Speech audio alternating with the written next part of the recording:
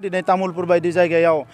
उदांस्रिनि 75 बोसोराव रावबो प्रधानमन्त्री रावबो नखर मन्त्रि फैयाखैमोन आरो दिनै फार्स्ट टाइम प्रधानमन्त्रिया फैनानै बेवहाय भाषण होलांबाय आरो प्रधानमन्त्री फैनायनि उनाव जोङो सिउर जानो हायो कि जोंनि ओनसोलाबो जौगासिगोन जोंनि ओनसोलावबो गोबां जौगानायनि खामानिया जासिगोन आरो बिनिखायनो जोङो प्रधानमन्त्री बिथांखौ लाबोदों आरो नैबे बिसायख'थियाव UPPL आरो BJPनि सरकार जागोन आसामाव आरो लोगो लोगो जोंनि ओनसोलनि जोंनि माहारिनि गोबाव समनिफ्राय हास्थायबाय थानाय राव थुनलाइ हारिमु जौगानाय हा हुनि रैखाथि गासैबो खामानिया गोख्रोङै जाफुंगोन आं बेखौ फोथायो दा बेनिखायनो नैबे इलेक्शननि बोथोरखाय आं बयखौबो खावलायो जे नैबे इलेक्शनाव बयबो जाहाथे खौसे जानानै UPPLनि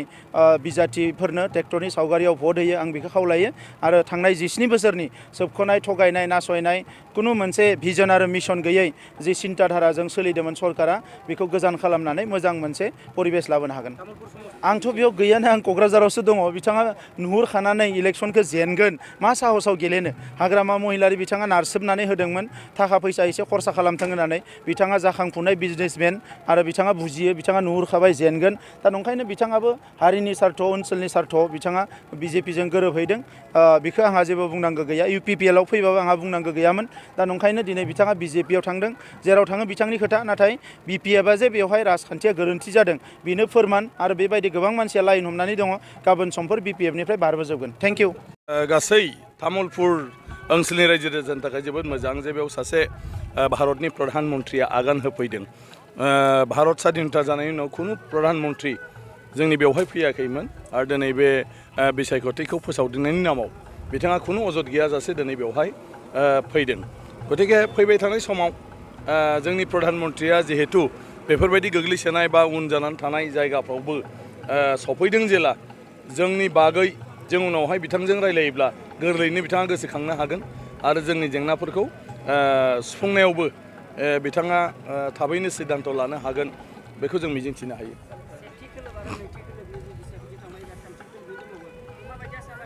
थान्थि खोलोबा खुब मोजां जागोन आरो दिनैनि जिथु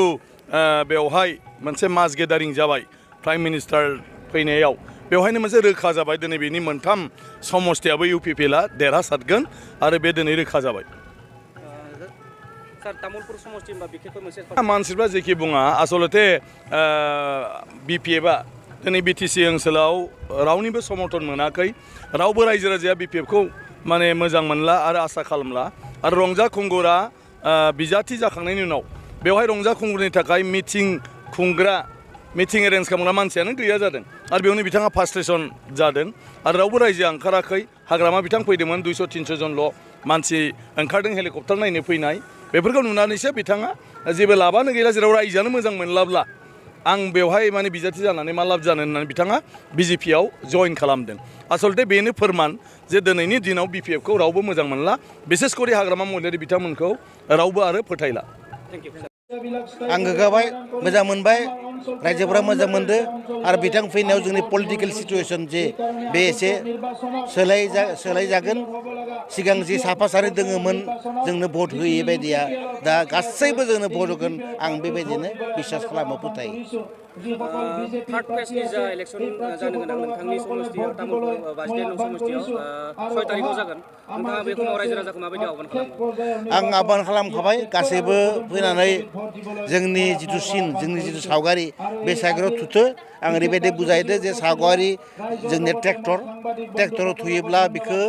BJP AJP GSPआबो मोनगोन बोरै मिस खालामनो नाङा आरो बेनो इम्पर्टेन्ट नोंथांमोना मात्र ट्रेक्टरल' थु होननानै आं आसा खालामो 100% गासैबो जि बुंदों बेखौनो मानिदो आरो स्पन्टेनियास स्वतःस्फूर्तभाबै गासैबो ओंखारबोदो मिटिंफोराव आं नुदो बेनो आरो बिसोर जोंनि महाजोतनि अंशिदार नङा महाजोता जोंहा BJPजों दोङो GSP आरो AJPजों दोङो UPPLआ दा बेखौ खोनादों आङो जे BPFनि जिथु बिजाथि बे बबेबा खारखोमाना माना दोङो होनना बुंदों मानसिफोरा आं बारा रिएक्टेड जायाखै आं रिएक्सन बेयाव जेबो होआखै एकदम भेरि नर्मेलैनो आं थादो खारन जों देरहाखागोन मालायखौ बुंहैनाय बाथ्रा फैया आरो बेयाव